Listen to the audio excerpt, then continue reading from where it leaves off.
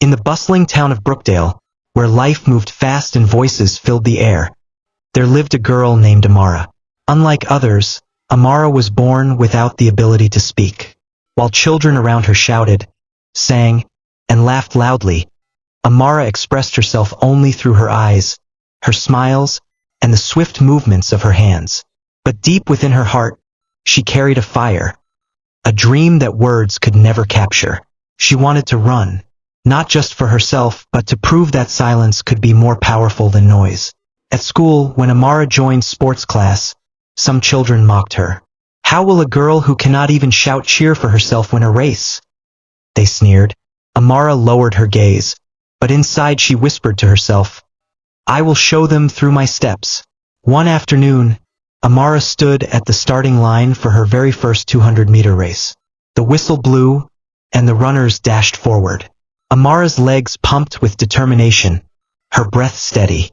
She did not win that day, she came in last. The crowd clapped politely, but whispers followed, "She's too weak." Amara's heart stung. Yet when she touched the ground after the race, she silently vowed, "Tomorrow, I will be faster." Each morning before sunrise, Amara tied her worn-out sneakers and ran along the empty road. The cool wind kissed her face as her feet struck the earth rhythmically. She trained without a coach, without a crowd, without applause. Only the sound of her heartbeat guiding her. Day after day, her legs grew stronger, her pace quicker. Her silence became her weapon, her focus sharper than anyone who wasted energy on words. Months later, a city marathon was announced. Thousands gathered, including the very classmates who once mocked her.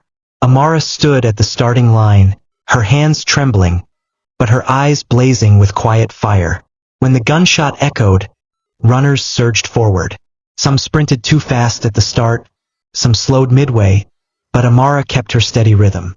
Her silence cut through the noise of the crowd like a calm river cutting through mountains. As the race neared its end, Amara pushed harder, her breaths short and fierce. One by one, she overtook runners until only a few were ahead. The crowd, once doubtful, now roared in surprise. With a final burst of energy, Amara crossed the finish line among the top three. She didn't just finish, she placed, earning respect she had long been denied. As she stood on the podium, medal shining against her chest, the announcer said, "She is the runner who could not shout." Yet her footsteps spoke louder than any voice. The stadium erupted in applause. Tears welled in Amara's eyes. She had proven that strength does not come from words. It comes from the fire in one's heart. From that day on, Amara became known as the Silent Runner. She inspired children, athletes, and dreamers everywhere. Her silence was no longer seen as weakness. It was her greatest strength. And though she never spoke a single word, the world heard her story louder than ever before.